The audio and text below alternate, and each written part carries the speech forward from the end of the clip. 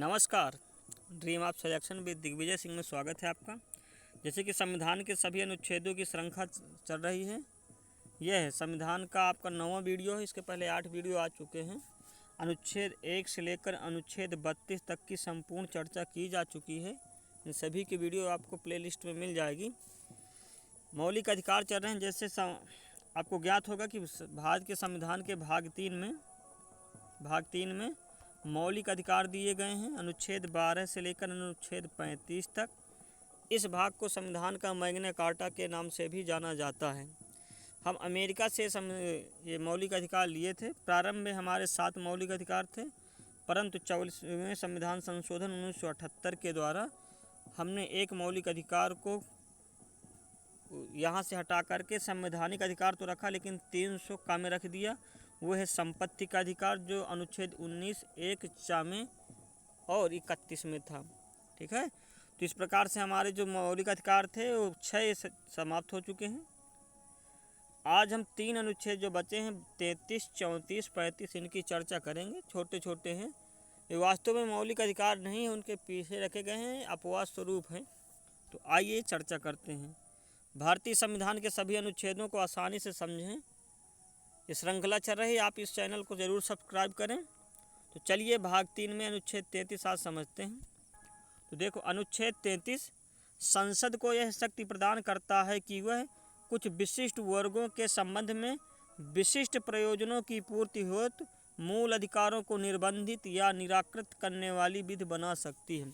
देखिए, हमारी संसद को ये शक्ति दी गई है, जो पार्लियामेंट है केंद्र की, कि वे कुछ विशिष्ट वर्गों के लिए कुछ विशिष्ट प्रयोजनों के उद्देश्य से मूल अधिकारों को निर्बंधित कर सकती है, यानी रिस्ट्रिक्शन लगा सकती है उसमें कुछ, या निराकृत एबोग्रेटेड कर सकती है, यानी बिल्कुल निरस्त ही कर सकती है। किन के लिए? तो इस प्रकार से है, जितने हमारे सशस्त्र बल हैं, आर्मी, नेवी, एयरफोर्स, लोक व्यवस्था के सदस्य जैसे पुलिस हो गए, या जो आसूचना ब्यूरो है यानी इंटेलिजेंस ब्यूरो है, खुफिया एजेंसी हैं, इनसे संबंधित जो लोग जुड़े हुए हैं, इन लोगों के विषय में संसद चाहे तो इनके मूल अधिकारों को छीन सकती है, या मूल अधिकारों को निर्बंधित कर सकती है, या उन्हें निरस्त कर सकती है। ठीक है, ये संविधान में स्वयं कहा गया है। देखिए, इसका उद्देश्य कोई गलत अर्थ के लिए नहीं है। सशस्त्र बलों में आवश्यक है कि भारत की प्रभुता और एकता की रक्षा के लिए हमारी तीनों जो सेना या अर्धसैनिक बल है हमेशा खड़े रहते हैं। तो उनमें से कोई भी व्यक्ति आके मीडिया में यदि अपने शस्त्र के बारे में, सेना के बारे में बता देता है, या अन्य कहीं अपनी सूचना बताता है, उसके लिए मान लीजिए उसकी पोस्ट कर दी जाती है जम्मू कश्मीर के सियाचिन में, और वो कहता है कि वहाँ मुझे जान का खतरा है, मैं मारा जाऊँगा, तो मेरे मौलिक अधिकारों का हनन हो रहा है, मैं सुप्रीम कोर्ट से जाके चला जाऊँ, तो ऐसा नहीं है। संविधान की रक्षा के लिए, देश की रक्षा के लिए कुछ विशिष्ट विधियों को या सेनाओं को आवश्यक है कि उनमें मूल अधिकारों का रिस्ट्रिक्शन लगाया जाए। इसलिए सही उद्देश्य के लिए लगाए गए हैं। ये जो पुलिस प्रशासन है, इनको भी सभी मूल अधिकार नहीं दिए जा सकते, नहीं तो ये प्रशासन अच्छे से नहीं चलेगा। या खुफिया एजेंसी हैं, मान लीजिए आपकी आईबी है, अब आईबी अगर पहले से कोई सरकार देती है काम, वो जाके मीडिया में बता देगी कि सरकार ने हमें ये काम दिया है, तो उसका उद्देश्य ही समाप्त हो जाएगा। इसलिए इनके देश को सुचारू रूप से प्रशासित करने के लिए संसद को यह शक्ति है कि वो सशस्त्र बलों के लिए, लोक व्यवस्था के लिए और आसूचना ब्यूरो के लिए विशेष उद्देश्यों से इनके मूल अधिकारों को छीन सकती है या कम कर सकती है। और संसद ने इसका प्रयोग भी किया। 1950 ईस्वी में संसद 3 कानून लाती है, एक एयरफोर्स कानून, एक नेवी कानून, एक आर्मी कानून, और इनके जितने भी कर्मचारी हैं, अधिकारी हैं, उनमें रिस्ट्रिक्शन लगाया गया कि आप ये नहीं कर सकते। 1966 में आपका पुलिस का आता है, पुलिसों के ऊपर, जो पुलिस लोक व्यवस्था के लिए होते हैं, उनके ऊपर भी रिस्ट्रिक्शन लगाए गए। तो इन सभी के ऊपर सरकार ने, संसद ने इसका प्रयोग भी किया है, तो ध्यान रखिए। और अनुच्छेद 33 स्पष्ट लिखा है हमारे अनुच्छेद 33 में कि जैसे आप पढ़ेंगे 13(2) में पढ़े होंगे, 13(2) में ये लिखा था कि यानी सरकार, हमारी भारत सरकार कोई भी ऐसा नियम अगर बना देती है जो मौलिक अधिकारों, यानी 26 जनवरी 1950 के बाद अगर कोई भी ऐसा नियम है राज्य के द्वारा बनाया गया कि वह मौलिक अधिकारों का उल्लंघन करता है, तो सुप्रीम कोर्ट उसको निरस्त कर देगी। अनुच्छेद 13(2) में शक्ति थी, लेकिन स्पष्ट लिखा है 33 में हमारे कि यदि संसद इन 3 कानूनों यानी आसूचना ब्यूरो के लिए, पुलिस के लिए या सेनाओं सशस्त्र सेनाओं के लिए कानून बनाती है तो 13(2) के बाहर है, यानी 13(2) के अनुसार सुप्रीम कोर्ट उसको निरस्त नहीं कर सकती। और विशेष ध्यान, ये शक्ति सिर्फ संसद को दी गई है। राज्य की जो विधानमंडल है, राज्य की विधानमंडल को यानी जो होती है उनको शक्ति नहीं है, यानी विधानसभा ये नियम नहीं बना सकती। ये नियम सिर्फ लोकसभा और राज्यसभा यानी संसद बना सकते हैं। केंद्र को अधिकार है, राज्य को अधिकार नहीं है। तो 33 का ध्यान रखिए। 33 ये कहता है कि ये संसद चाहे तो कुछ विशिष्ट वर्गों के लिए, विशेष उद्देश्य से यानी सशस्त्र बलों के लिए, लोक व्यवस्था के लिए और आसूचना ब्यूरो के लिए उनके मूल अधिकारों को कम कर सकती है, और यह 13(2) का उल्लंघन नहीं माना जाएगा। ठीक है, और ये शक्ति सिर्फ संसद को है, विधानसभा को नहीं है, यानी लोक राज्य के लिए नहीं है। ये ध्यान रखिए, यानी यही है कि 33 के अंतर्गत केवल संसद को विधि बनाने की शक्ति है, राज्य को नहीं। अगला अनुच्छेद 34 देखते हैं। तो अनुच्छेद 34 को आप समझिए। जब किसी क्षेत्र में मार्शल लॉ प्रभुत्व हो यानी सेना विधि लागू हो, तब भाग 3 द्वारा प्रदत्त अधिकारों का निर्बंधन किया जा सकता है। अर्थात यदि किसी क्षेत्र में, भारत का मान लीजिए, एक सेकंड, मान लीजिए ये भारत का मैप, अब भारत के पूरे क्षेत्र में कहीं भी अगर किसी जगह मार्शल लॉ ला जाता है यानी सैनिक कानून लागू हो जाता है, तो वहाँ के लोगों का जो मूल अधिकार है उनको कम किया जा सकता है। यानी रखिए, अगर किसी भारत के क्षेत्र में मार्शल लॉ लागू हो जाता है तो वहाँ के निवासियों के मूल अधिकारों में कटौती की जा सकती है, तथा सेना विधि के अधीन पारित कोई दंडादेश, दिए गए दंड, आदेशित संपहरण को संसद विधि मान्य कर सकती है, तथा निर्मित विधि का इस आधार पर न्यायालय में चुनौती नहीं दी जा सकती कि वह मूल अधिकारों का उल्लंघन करती है।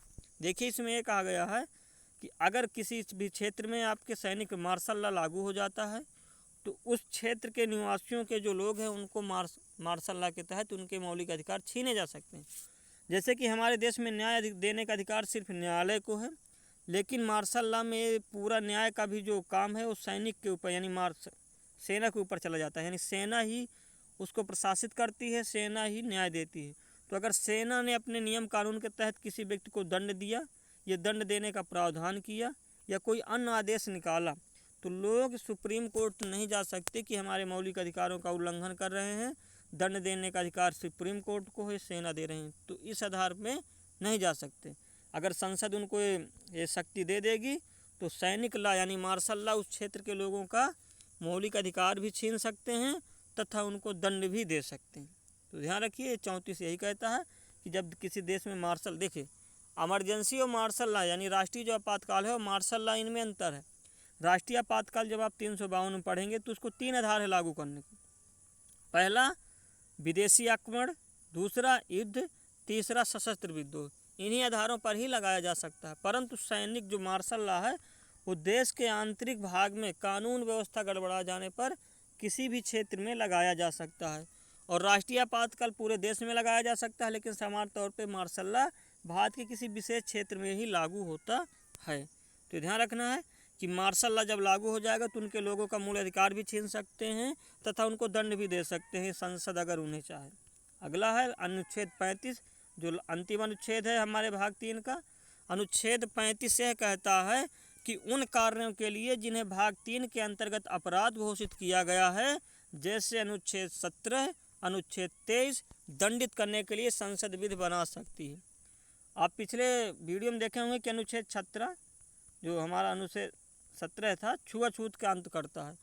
अगर इससे छुआछूत कोई व्यक्ति यानी टचबिलिटी मानता है तो उसको क्या दंड दिया जाए, ये शक्ति संसद को है, संसद कानून बना सकती है।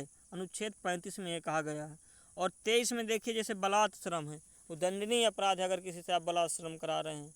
तो ये जो 17 और अनुच्छेद 23 जो दांडिक अपराध हैं, इनमें क्या दंड दिया जाए, कितना दंड दिया जाए, इसके लिए अनुच्छेद 35 में लिखा है कि संसद जो चाहे वो नियम बना देगी।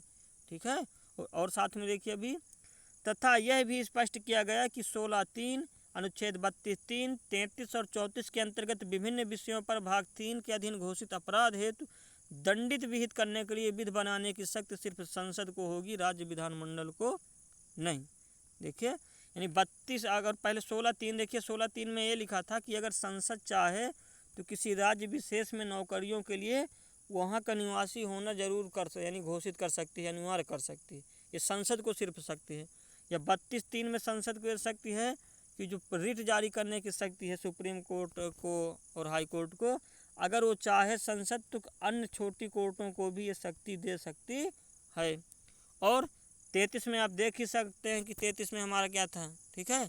34 में आपका मार्शल लॉ था, ठीक है। तो इनमें जैसे आपने देखा होगा कि 33 में था कि संसद अगर चाहे तो कुछ लोगों के मौलिक अधिकार को छीन सकती है, कम कर सकती है, जो जैसे आसूचना ब्यूरो है, आर्मी है, पुलिस है, तो उनमें जो विधि बनाने की शक्ति है। और 34 जो मार्शल लॉ लागू करने की शक्ति है। इन विषय में जो भी संसद कानून बनाएगी तथा भाग 3 में जितने भी घोषित अपराध हैं जैसे 17 अनुच्छेद, अनुच्छेद 23, इन सभी में जो कानून बनाने की शक्ति है वो सिर्फ संसद को है, राज्य उनके लिए कोई कानून नहीं बना सकता है। तो ये 35 में है। तो इस प्रकार से आपके तीनों अनुच्छेद पूरे हो गए और आज से आपका भाग 3 समाप्त हुआ। तीनों अनुच्छेदों की आप एक बार चर्चा करिए। जैसे 33 में कहा गया है कि संसद निम्न वर्गों के लिए निम्नलिखित उद्देश्यों की पूर्ति हेतु उनके मौलिक अधिकारों का निर्बंधन कर सकती है या पूरा एब्रोगेट ही कर सकती है। किन के लिए? तो आर्मी के लिए, पुलिस के लिए और इंटेलिजेंस ब्यूरो के लिए। 34 में क्या है? 34 में यह है कि संसद ये करती है कि अगर किसी भी विशेष क्षेत्र में भारत के मार्शल लॉ लागू हो जाता है, सैनिक कानून, तो वहाँ के लोगों के मौलिक अधिकार छीने जा सकते हैं तथा वहाँ पर जो भी नियम, दंड, आदेश पारित होंगे सेना के द्वारा वो मान्य होंगे। यानी वहाँ पर जो सुप्रीम कोर्ट, हाई कोर्ट न चल के उनका न्याय चलेगा जो सेना है, और ये विधिमान है, यानी ये गैर कानूनी नहीं है। 35 में क्या है? 35 में ये लिखा गया है कि भाग 3 में जितने भी अपराध घोषित किए गए हैं तथा 16(3), 32(3), 33, 34, इनमें जो भी कानून बनाने की शक्ति है वो सिर्फ संसद को है, राज्य विधानमंडल को नहीं है। आप एक हमेशा सुनते होंगे अफस्पा, ठीक है, अधिकतर आप सुनते होंगे। सैनिक एक विधि है, एक हर जगह भी जैसे नागालैंड में लागू था, कई जगह लागू ही रहता है, 6 महीने के लिए और बढ़ा दिए गए हैं। तो क्या है अफस्पा, इसके बारे में चर्चा करते हैं। तो देखिए इसका पहले फुल फॉर्म ही देखिए। Armoured forced special power act, सशस्त्र सेना विशेषाधिकार अध्यादेश। यानी एक ऐसा अधिनियम है जिसमें जो सशस्त्र सेनाएं हैं हमारी, उनको कुछ विशेषाधिकार, प्रिविलेज दिए गए हैं, ठीक है। इसकी पृष्ठभूमि कुछ देखते हैं, कैसे बना, कब लागू हुआ। तो यह असम एवं मणिपुर में सशस्त्र विद्रोह को दबाने के लिए बनाया गया एक कानून है। ब्रिटिश भारत में 1942 ईस्वी में भारत छोड़ो आंदोलन के दबाने के लिए बनाए गए कानून का ही एक प्रतिरूप है, यानी फोटो कापी है। इसे 1957 में अधिनियमित करके 1958 में लागू कर दिया गया था। इसके अंतर्गत सुरक्षा बलों में, जिनमें अर्धसैनिक बल सीआरपीएफ भी शामिल है, जैसे सीआरपीएफ, बीएसएफ, को अधोलिखित विशिष्ट अधिकार प्रदान किए गए हैं। यानी इसमें सेनाओं को कुछ विशिष्ट अधिकार दिए गए हैं। जैसे पहला अधिकार यह है कि बिना किसी पूर्व सूचना के प्रभावित क्षेत्र में, यानी जहां पर अफस्पा लागू है, तलाशी ले सकते हैं, गिरफ्तारी कर सकते हैं। दूसरा, कानून व्यवस्था बनाए रखने के लिए आवश्यकता पड़ने पर गोली भी चला सकते हैं। देखिए यहाँ पर, तो इसमें वहाँ के जहाँ पर अफस्पा लागू हो जाता है वहाँ के लोग विरोध करते हैं कि यानी यहाँ पर इसका सेना जो है वो गलत उपयोग भी करके लोगों को मार सकती है।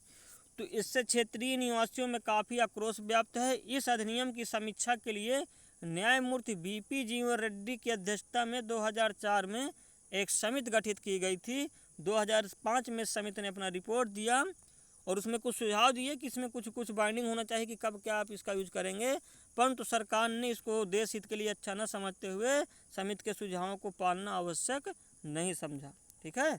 आपको अवगत करा दें कि जो अफस्पा है वो अंतर्गत किसी भी क्षेत्र में अशांत घोषित करने का अधिकार पहले राज्य को था, यानी राज्य घोषित करती थी अफस्पा, परंतु 1972 ईस्वी में संशोधन किया गया और ये अधिकार केंद्र को दिया गया। तो इस प्रकार से आपके 12 से 35 तक का जो भाग 3 था, संविधान का सबसे महत्वपूर्ण भाग, ये आपका आज से समाप्त होता है। इसके बाद डीपीएसपी आएंगे 36 से 51 तक, राज्य के नीति निर्देशक तत्व। तो यदि ये वीडियो आपको अच्छी लगी हो तो कृपया इसको शेयर करें और सब्सक्राइब कर लें अगर आप सब्सक्राइब ना भी किए हों। Thanks for watching this video. Please like, subscribe and share this channel. नमस्कार, मिलते हैं अगली वीडियो।